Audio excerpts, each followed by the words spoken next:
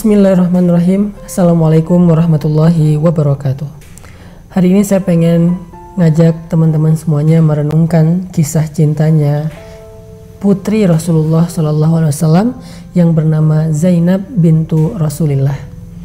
Kalau cerita dari Sayyidah Fatimah kita sering mendengar, Sayyidah Aisyah kita sering mendengar. Tapi bagaimana dengan kisah Sayyidah Zainab bintu Rasulillah? Zainab anaknya Rasulullah SAW. Ada sebuah kisah cinta Zainab yang sangat inspiratif dan mudah-mudahan menjadi penyemangat buat para jomblo fisabilillah dan yang udah menikah juga untuk bisa meniru ketulusan dari cinta Zainab dalam kehidupan beliau. Satu hari seorang laki-laki yang bernama Abul As datang ke rumah Rasulullah SAW untuk melamar Zainab. Dia mengatakan, "Wahai Muhammad, saya ingin melamar putri engkau yang bernama Zainab."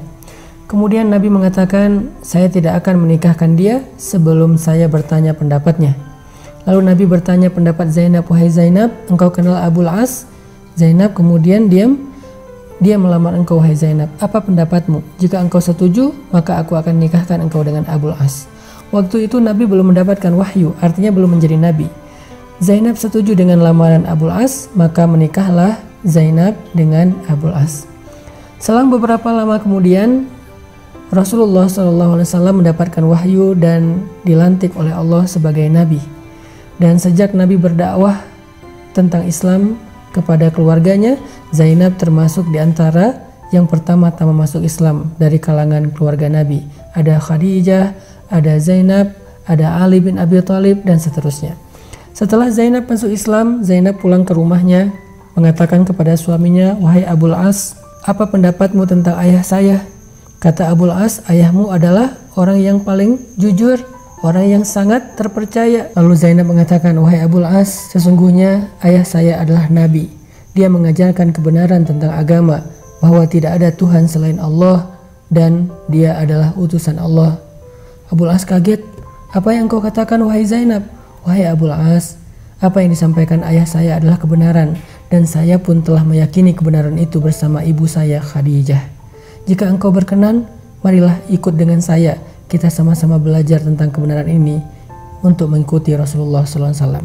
Kemudian Abul As mengatakan, "Saya tidak ada urusan dengan omong kosong ini. Sesungguhnya saya tidak suka kepada orang yang telah mencela nenek moyang kita, mencela sesembahan kita, dan membuat kekacauan di tengah-tengah kaum kita."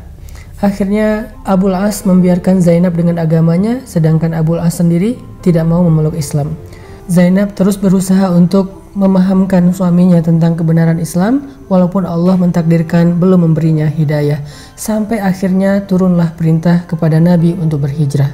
Ketika kaum muslimin satu persatu berangkat berhijrah ke kota Madinah, dan yang terakhir Rasulullah SAW juga dapat perintah untuk berhijrah bersama Abu Bakar, Zainab bertanya kepada Rasulullah, "Ya Rasulullah, apakah saya perlu berhijrah ke kota Madinah sedangkan suami saya masih dalam keadaan belum beriman?" Nabi mengatakan, "Wahai Zainab, tunggulah, tetaplah kamu bersama dengan suamimu di kota Mekah." Akhirnya Zainab dengan berat hati harus menetap di kota Mekah bersama dengan suaminya, dan dia terpisah dengan ayahnya tercinta Rasulullah SAW. Selang setahun kemudian terjadilah perang Badar. Dalam peperangan itu Abul As keluar bersama dengan pasukan kaum musyrikin untuk memerangi Nabi SAW. Makanya perang Badar itu termasuk perang yang paling berat bagi kaum muslimin. Di antara mereka memiliki saudara yang berdiri di barisan musuh, berdiri di barisan kaum musyrikin. Ada ayah yang harus berperang dengan anaknya, ada paman yang harus berperang dengan ponakannya, ada mertua seperti Rasulullah SAW yang diperangi oleh menantunya sendiri. Sehingga perang Badar menjadi ujian yang paling berat bagi kaum muslimin. Setelah terjadi perang, dan kita tahu perang Badar Allah memberikan kemenangan yang besar bagi kaum muslimin, ternyata Abul As termasuk di antara orang-orang yang ditawan di antara tawanan-tawanan di kota Madinah. Kemudian sampailah berita ke kota Mekah tentang penawanan Abul As kepada Zainab bintu Rasulillah. Zainab menjadi sangat bersedih di kota Mekah. Di satu sisi dia merasa bahwa yang ikut berperang ini adalah suaminya, tetapi di sisi yang lain yang diperangi adalah ayahnya. Zainab bingung bagaimana cara menebus Abul As, sedangkan Zainab tidak punya harta, mereka termasuk orang miskin. Sampai kemudian Zainab mencari sesuatu untuk bisa menebus suaminya kepada Rasulullah, maka dia mengirimkan sesuatu yang sangat berharga kepada Rasulullah di kota Madinah. Ketika Nabi memeriksa di antara tebusan-tebusan yang diberikan orang Quraisy untuk menebus tawanan mereka, Nabi menemukan satu benda yang sangat istimewa di antara tebusan itu. Tahukah kita apa? Kalungnya Khadijah. Ketika Nabi melihat ada kalung Khadijah di antara banyak harta-harta tebusan, Nabi mengambil kalung itu. Wajah Nabi kemudian berseri-seri. Nabi kaget, ini milik siapa? Ini milik siapa? Nabi mengatakan, wahai kaum muslimin, siapakah yang memberikan kalung ini kepada kalian? Orang-orang mengatakan, ya Rasulullah, itu adalah tebusan untuk Abul As dari istrinya. Nabi kemudian menitikkan air mata. Nabi tahu ini adalah kalung Khadijah, tetapi sekarang diberikan oleh Zainab untuk menebus suaminya. Dan harta itu ketika dijadikan sebagai tebusan bukan lagi menjadi milik pribadi Nabi, tetapi milik kaum muslimin. Dan Nabi merasa sangat sedih, kalung dari seorang perempuan yang Nabi tidak pernah bisa melupakannya harus dijadikan sebagai harta milik umum dan tidak lagi menjadi milik pribadi Nabi. Bukan karena dia berharga dan mahal, tetapi dia penuh kenangan. Nabi menangis. Kemudian Nabi berkata kepada para sahabat, wahai sahabat-sahabatku, kalung ini adalah milik istriku Khadijah. Apakah kalian rela seandainya kalung ini dikembalikan kepada Zainab? Atau jika kalian merasa enggan, maka aku akan biarkan kalung ini menjadi harta tebusan. Semua mereka sadar dan mengatakan, ya Rasulullah, kami tidak akan mengambil sesuatu yang berharga di hatimu. Biarkan itu kembali kepada Zainab bersama dengan suaminya Abul As. Akhirnya Nabi tersenyum dan bahagia kalau itu dikembalikan kepada Zainab. Lalu Nabi mengatakan kepada Zainab dalam pesannya melalui Abul As, wahai putriku Zainab, jangan pernah engkau menggadaikan kalung ini untuk siapapun karena ini adalah milik Khadijah. Ini adalah cinta Nabi kepada Khadijah. Kemudian tidak lama setelah itu turunlah perintah dari Allah Subhanahu wa taala untuk menyuruh Zainab bercerai dengan Abul As, karena tidak boleh perempuan beriman menikah atau tetap menjadi istri bagi seorang laki-laki yang kafir kepada Allah Subhanahu wa taala.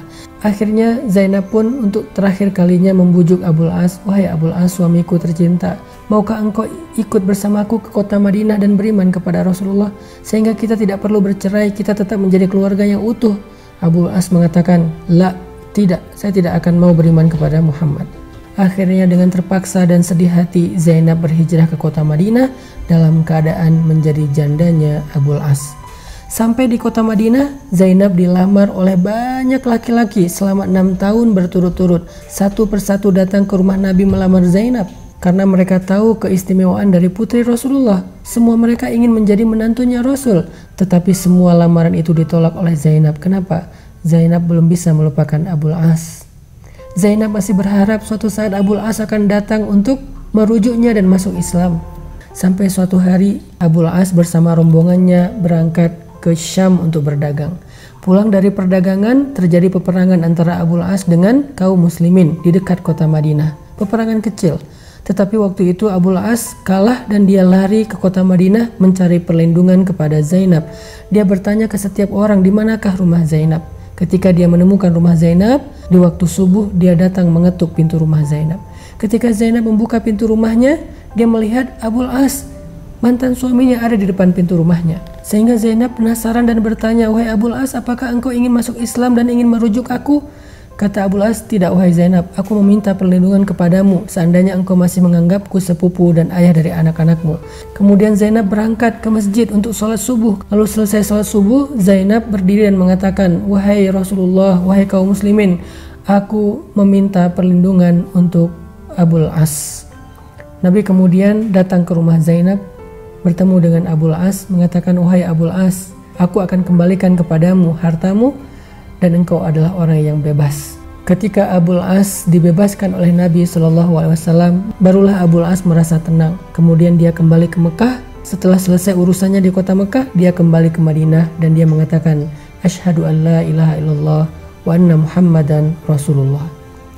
Sejak saat itu Abul As kembali kepada Zainab dan selang setahun kemudian Zainab pun meninggal dunia.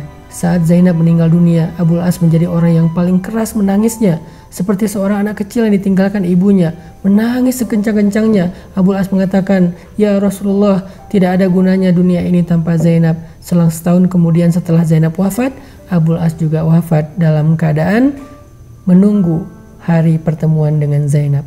Merekalah kekasih dunia dan akhirat. Apa pelajarannya dari kisah cinta Zainab dengan Abul As? Cinta sejati itu dibangun di atas keimanan. Cinta sejati dibangun dengan ikatan karena Allah Subhanahu wa Ta'ala. Mudah-mudahan kita bisa membangun cinta sejati dengan iman di jalan Allah Subhanahu wa Ta'ala, sehingga siapapun yang masih punya cinta yang bukan karena Allah dan tidak dibangun atas landasan agama Allah yang tidak halal, maka ayo kita jadikan cinta kita cinta yang diridhoi Allah, sehingga cinta itu mendekatkan kita kepada Allah dan cinta itu akan kekal dalam surga Allah Subhanahu wa Ta'ala. Barakallahu fiik.